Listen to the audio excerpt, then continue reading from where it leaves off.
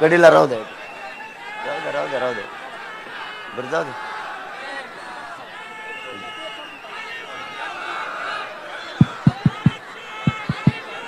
बस थोडं मागं घ्या.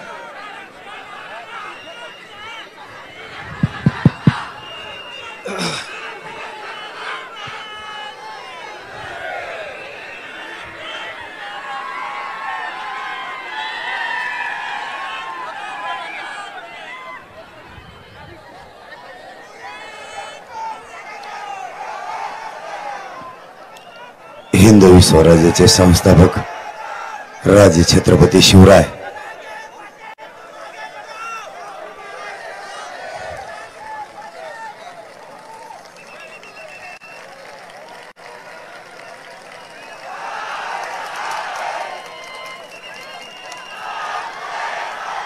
खराडी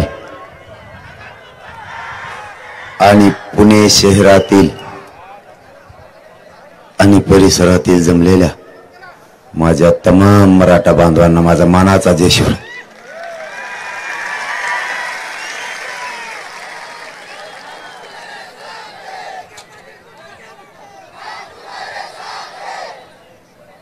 मराठा आरक्षणाची लढाई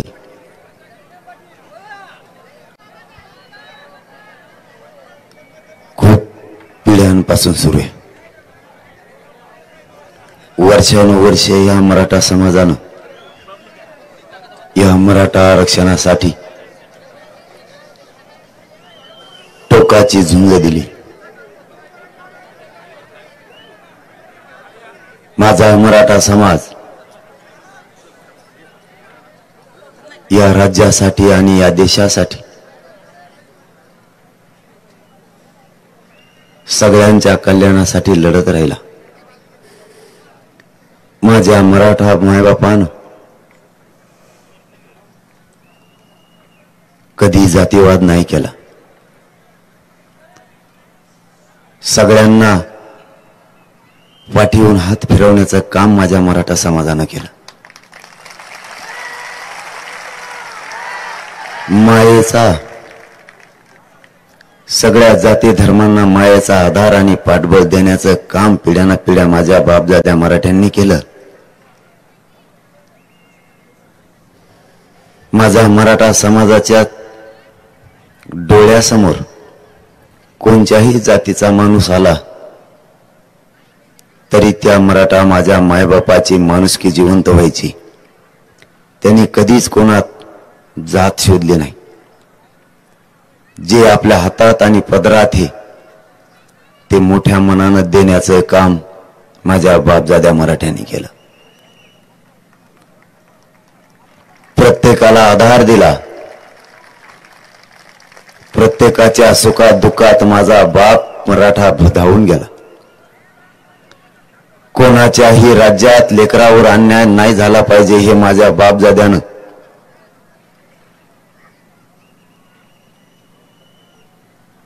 काळजीपूर्वक बघितलं. स्वतःच्या लेकराला एक वेळाचं दिलं नाही, पण दुसऱ्याचं लेकरू उघड्यावर पळू दिलं नाही. त्याच्यावर मायेचं छत्र माझ्या मायबाप मराठ्यांनी धरलं.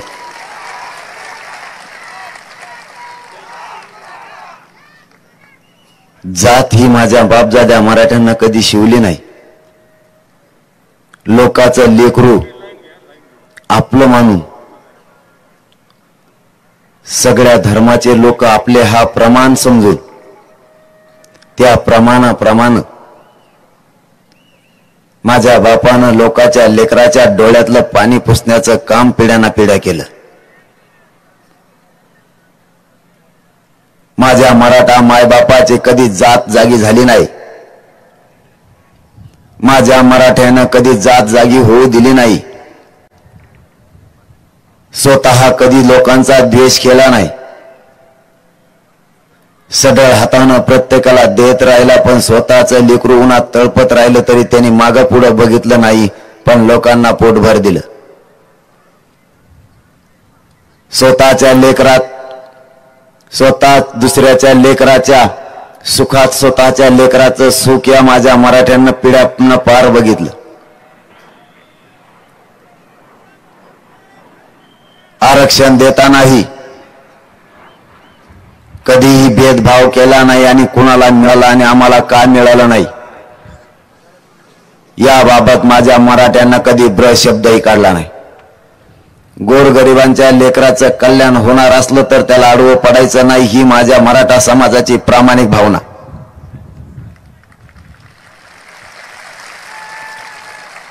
स्वतःचं आरक्षण असतानाही स्वतःच्या हक्काचं आरक्षण असतानाही दुसऱ्याला दिलं. आपल्या डोळ्यासमोरून देताना बघितलं तरीही कधी म्हणला नाही की एक काळ असा येईल की माझ्या लेकराच्या डोळ्यात सुद्धा पाणी येईल, तुम्ही घेऊ नका. असा कधी शब्द माझ्या मराठ्यांनी काढला नाही. सगळ्याला देऊ दिलं. मराठा दिलदार मनानं का उभा राहिला. जरी माझा लहान भाऊ, जरी इतर समाजाचा व्यक्ती मोठा झाला तरीही ज्या दिवशी माझ्या लेकराला गरज लागल त्या दिवशी मी ज्या ज्या जातीवरती, ज्या ज्या समाजावरती, ज्या ज्या लोकांवरती उपकार केला किंवा मायेचा आधार दिला ते लोक माझ्या लेकरावर वेळ आल्यावर मदतीला धावून येते म्हणून मराठ्यांना सढळ हाताने सगळ्यांना मदत केली.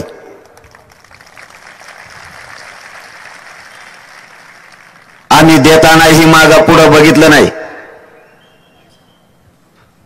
आणि आजही आमचा हात कधीही मागं सरकत नाही दुसऱ्यांना मदत करण्याबाबतीत.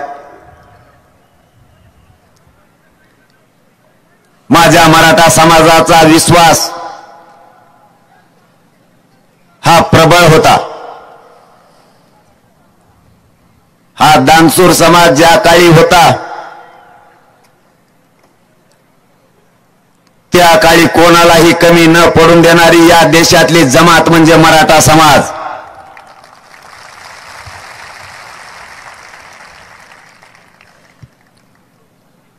सगळ्या जाती धर्मातल्या लोकांना मदत करण्याचा विळा उचललेला हा मराठा समाज. जर एखादा अडचणीत आला तर सगळ्यात अगोदर स्वतःच्या छातीचा कोट करणारा हा मराठा. कधीही विचार केला नाही दुसऱ्याच्या लेकराला अडचण आली मी का जाऊ. जी शक्ती वापरायची ती शक्ती वापरून समोरच्याच्या डोक्यावर छत्र या मराठा समाजानं धरलं. प्रत्येकाच्या लेकराला न्याय मिळाला पाहिजे. कोणाचाही लेकरू कधीही कमी लेखायचं नाही. हा संस्कार मराठ्यांनी राज्याला तर दिला पण स्वतःच्या लेकराला म्हणजे आम्हालाही तोच संस्कार दिला. जातीवाद करायचा नाही.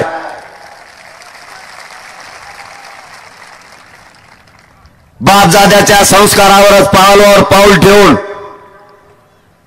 आत्ताही आपण त्याचप्रमाणे मार्गक्रमण करत आहेत. आपण आपल्या बापजाद्यानं घालून दिलेला संस्कार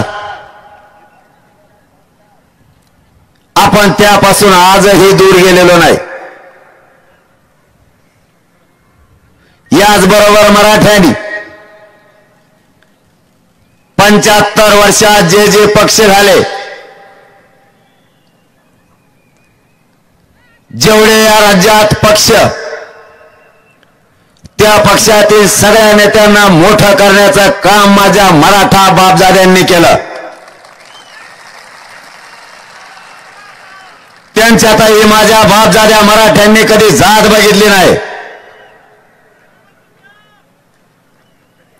आणि आजही मराठा त्यांच्यामध्ये जात बघत नाही. ज्या ज्या पक्षातल्या नेत्यांना मराठ्यांनी मोठं केलं त्यांना यासाठी आपल्या बापजाद्यांनी मोठं केलं की हा आपला आहे,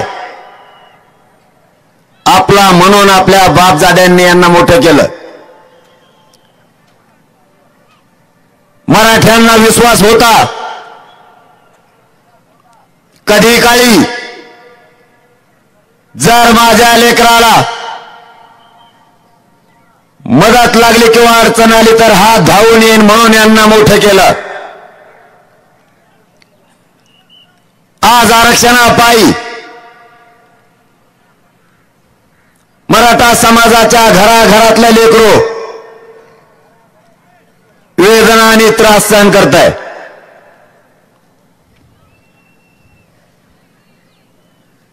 ज्यांना मोठं केलं तेही आज मराठा समाजाच्या लेकराच्या मदतीला यायला तयार नाहीत.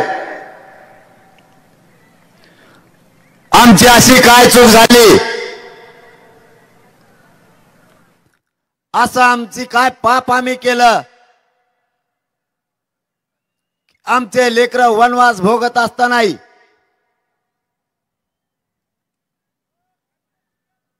नोकरीच्या आणि उच्च शिक्षणाच्या शोधात वनवार हिंडत असतानाही आमच्याच बापजाद्यांनी ज्यांना मोठं केलं ते त्यांच्याकडे डुंकूनही बघायला तयार नाहीत.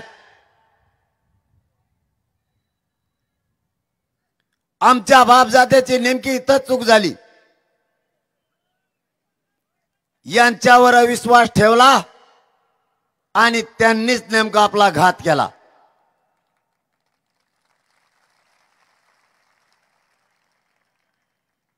मराठा समाजाने यांच्यासाठी राब राबायचं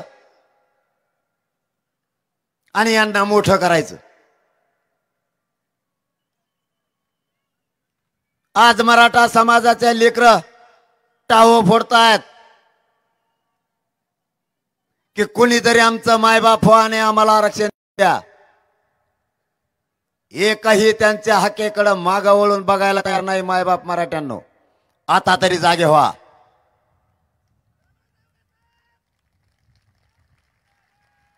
आपल्या लेकराचा आक्रोश ऐकायला या दुनियात कुणी नाही राहिलं. ज्यांना मोठं केलं तो तरी मदतीला येईल ही आशा सुद्धा आता मराठ्यांची मावळली.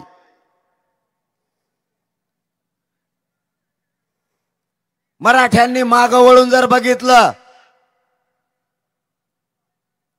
तर मदत करणारा पाठीमागे नाही. ज्यांना ज्यांना मदत केली तेही पाठीशी पाठीमाग नाही. समोर वळून बघितलं तर समोर ज्या बापजाद्यांनी यांना मोठं केलं तो आपल्या समोर उभा आहे आणि म्हणतोय मी तुम्हाला आरक्षण मिळू देणार नाही. मराठ्यांनो आता तरी वेळीच सावध व्हा.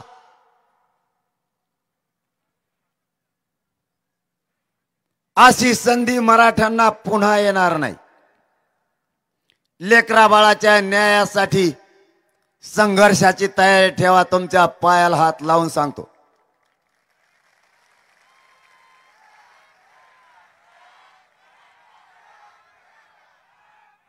लेकराच्या पाठीवर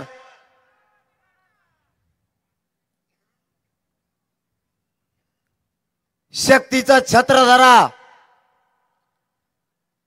सगळ्यांनी विडा उचलला होता. मराठ्यांचे लेकर मोठे झाले नाही पाहिजे आणि त्या षडयंत्रात ते यशस्वी झाले. 75 वर्षांपासून मराठ्यांना आरक्षण होतं. जे जे सत्ताधारीच बनले त्यांच्यावरती यांचा इतका प्रभाव होता की मराठ्यांचे पुरावे असतानाही नाही मिळाले म्हणून सांगितलं जायचं. ज्या ज्या समित्या झाल्या त्या त्या समित्यांनी मराठ्यांचे पुरावे शोधले पण स्वतःच्या बुडाखाली मराठ्यांचे पुरावे लपून ठेवले आणि सांगितलं मराठ्यांचे पुरावे सापडत नाहीत. मराठ्यांनी हे डोळे झाकून विश्वास ठेवला. पुरावे नाहीत म्हणल्याच्या नंतर आता काय करावं. मराठाही थंड व्हायचा.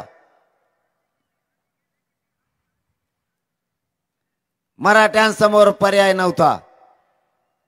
विश्वास ठेवणं आणि त्या विश्वासाचा घात करणं हा त्यांनी रचलेला अजेंडा त्यांचा यशस्वी होत होता. मायबाप मराठ्यांनो, त्याच्यात ते यशस्वी झाले.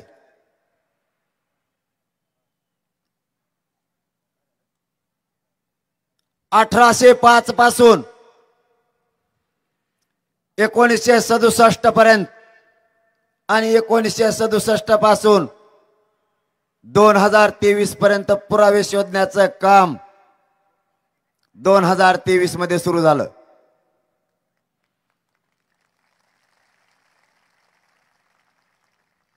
आणि मराठ्यांचे 50% आत ओबीसी प्रवर्गात मराठा असलेले पुरावे सापडायला लागले.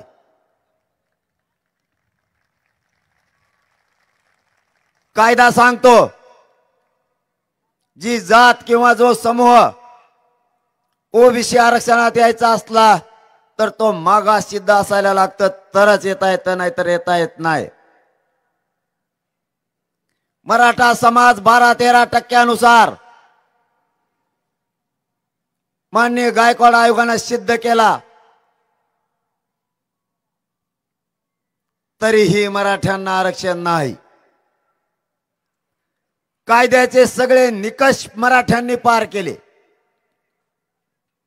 तरीही आरक्षण नाही. 1967 ला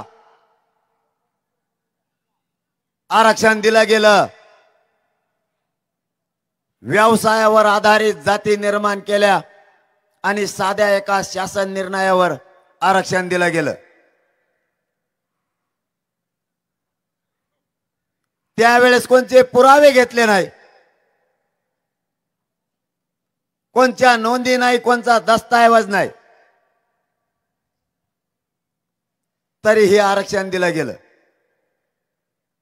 जर जातीवर व्यवसायावर आधारित जाती निर्माण झाल्या,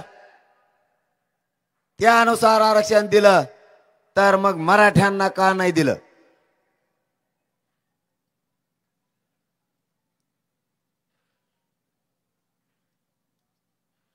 विदर्भातल्या मराठ्यांचा व्यवसाय शेती, माळी बांधवांचा व्यवसाय शेती, बागवान बांधवांचा व्यवसाय शेती, अशा अनेक जाती की त्यांना व्यवसायावर आधारित आरक्षण दिलं. मग मराठ्यांना का नाही? माझ्याकडे एक मंत्री आलता,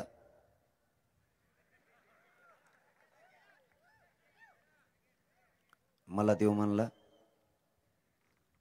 तुम्हाला ओबीसी आरक्षणात ओबीसी प्रवर्गात आरक्षण देता येत नाही, तुम्हाला कोणबी प्रमाणपत्र देता येत नाहीत.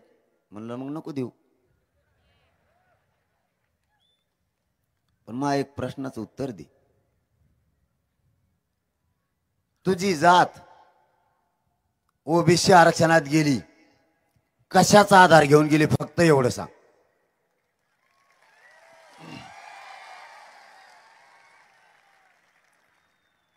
याची जात रच्चीच गेली.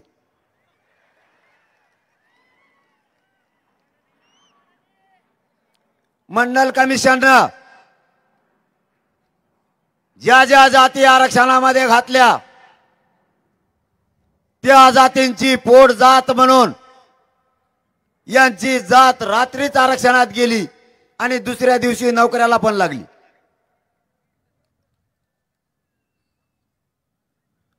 मराठ्यांची पोट जात कुणबी होत नाही का? मी असं विचारल्यावर तो म्हणला, साहेब आले चिरून येतो, आणखीन माघारीत नाही आला.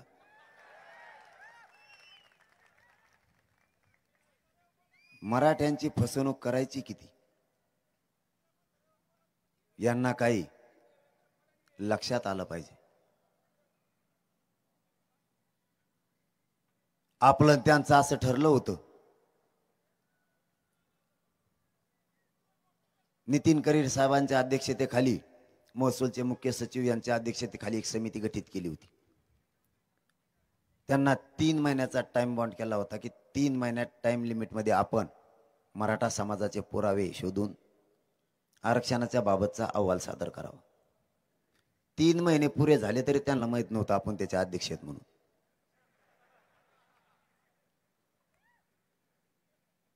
त्यांना विचारलं त्या समितीचं काय झालं ना अहवालाच काय झालं, ते म्हणले मला माहितच नाही मी अध्यक्ष आहे म्हणून. मराठ्यांच्याच बाबतीत असं का?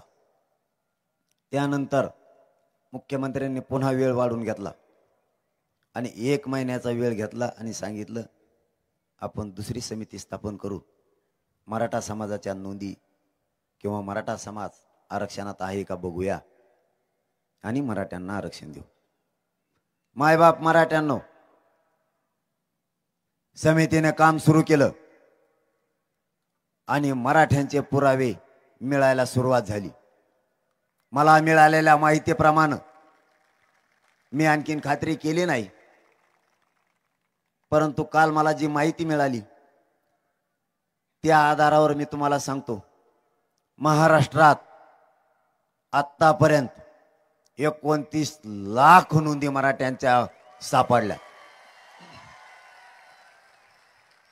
मग जर मराठा आरक्षणात होता तर आमचं 70 वर्षे वाटोळं केलं कुणी? जर आम्ही आरक्षणात होतो, आमच्या नोंदी सापडल्या, तर आता मराठा समाजाला उत्तर पाहिजे. आम्हाला आरक्षण कुणी मिळून दिलं नाही त्याचं नाव आता आम्हाला माहित पाहिजे.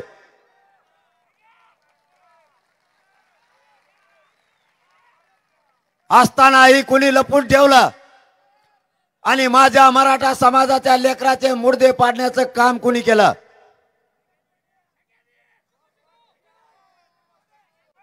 आमच्या बापदाद्यांनी रात्रंदिवस कष्ट करायचे, लेकरं शिकवायचे. आमच्या मराठा मायबापानं कधी पायाला चप्पल घ्यायची नाही, कधी अंगाला कपडे घेतले नाही, कधी पोटाला पोटभर खाल्लं नाही. पोटाला चिमटे घेऊन 1-1 रुपया पाठीमागे ठेवला आणि लेकरं शिकवले. मायबापाचं एकच स्वप्न होतं, माझा लेकरू अधिकारी बनल. माझ्या वाट्याला जे कष्ट आले ते पुढच्या काळात माझ्या लेकराच्या वाट्याला येऊ नये म्हणून मी रात्रंदिवस कष्ट करतोय.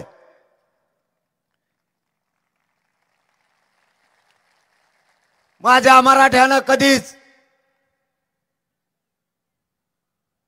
पाऊस बघितला नाही, कधी चिखल बघितला नाही. रात्री शेताला पाणी देताना किती वेळेस साप पायात आला हेही बघितलं नाही. रात्रंदिवस झुंजत राहिला, काबाड कष्ट करत राहिला. उद्देश आणि स्वप्न एकच, माझा लेकरू नोकरीला लागल्यावर आमचं घर सुखी होईल. लेकरानं हे ते स्वप्न बघितलं. माझ्या मायबापाने केलेल्या कष्टाचं मी चीज करील आणि माझ्या मायबापाचं स्वप्न मी साकार करील. रातपाट लेकरानं हे केली, अभ्यास केला. 95% पडलं तरी माझं मराठ्यांचं लेकरू घरी आलं नाही, नोकरीला लागलं. बापाच्या ही स्वप्नाची राख रांगोळी झाली आणि त्या लेकराचंही आयुष्य पूर्ण भविष्य उद्ध्वस्त झालं. जर हेच आरक्षण आम्हाला 70 वर्षापूर्वी दिलं असतं तर जगाच्या पाठीवर प्रगत जात म्हणून 1 नंबरला मराठ्यांचेच राहिले असती.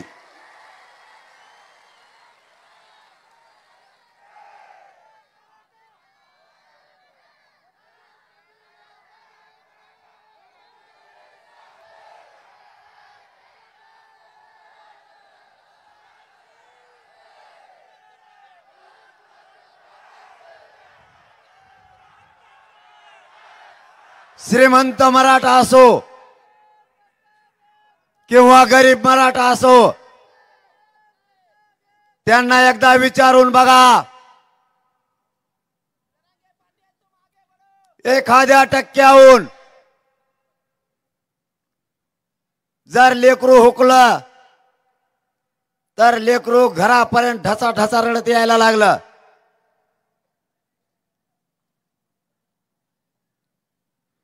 लेकराच्या डोळ्यातून पाणी पुसण्याची सुद्धा ताकद त्या मायबापाच्या हातात राहत नाही.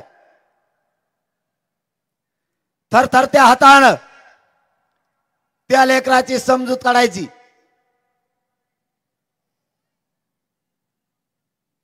पण लेकरू ज्यावेळेस खाली मान घालून घरी येतं त्यावेळेस त्या मायबापाचा काळीज कापून टाकल्यासारखं होतंय. ना मुलांचा चेहरा मायबापा बघू शकतात, ना मुलगा मायबापाचं. कारण दोघांचाही स्वप्न उद्ध्वस्त झालेलं असतं. आमचे पोरं हुशार असतानाही, आम्हाला आरक्षण असतानाही लाखानं पोरं आमचे सुशिक्षित बेकार झाले. जर हेच आरक्षण 70 वर्षापूर्वी दिलं असतं तर IAS बनणारे आमचे अधिकारी खालच्या छोट्या छोट्या पदावर त्यांना समाधान मानावं लागलं नसतं. आज नोकरीतला टक्का आमचा कमी झाला आणि आम्ही हुशार असतानाही ज्याची लायकी नाही त्याच्या हाताखाली आमच्याला काम करायची वेळ आली.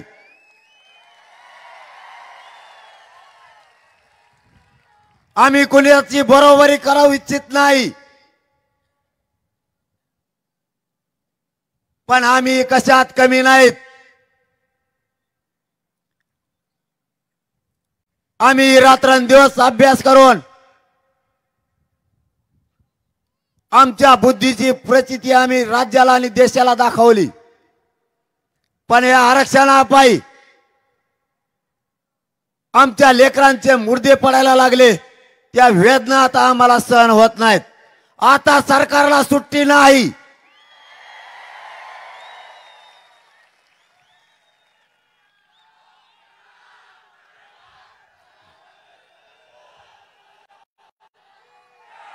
आमचा हक्काचं आरक्षण आम्हाला पाहिजे. आम्ही कोणाचं घेत नाहीत आणि आमचं मात्र आम्ही मिळवणार यात काही शंका नाही.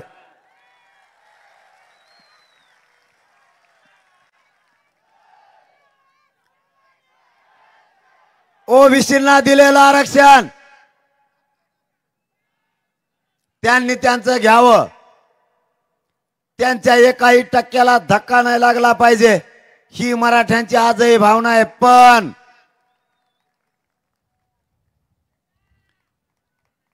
मंडल कमिशननं जितकं आरक्षण दिलं ते कायद्याच्या चौकटीत राहून दिलंय. कायदा सांगतो लोकसंख्येच्या प्रमाणात 50% आरक्षण दिलं पाहिजे. घटना सांगते लोकसंख्येच्या प्रमाणात 100% दिलं पाहिजे. 100% आरक्षण फक्त SC ला आणि ST लाच आहे. त्यानंतर कायद्याने दिलेले आरक्षण, त्यानंतर झालेले कायदे पारित त्यांनी लोकसंख्येच्या 50% प्रमाणात दिलंय. मंडल कमिशननं त्यांना खुर्ची द्या ना बसायला, खुर्ची द्या एखादी. मंडल कमिशननं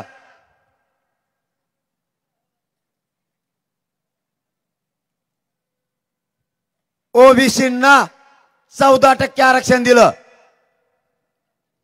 म्हणजे लोकसंख्या 28% मराठ्यांनी नाही ठरवली.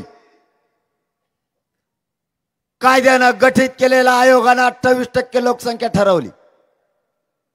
कायदा मोडू नका, कायद्याच्या नियमाच्या अधीन राहून काम करा. मंडल कमिशनने 14% आरक्षण दिलं 1990 ला. 88-89 ला मंडल कमिशन गठीत झाला.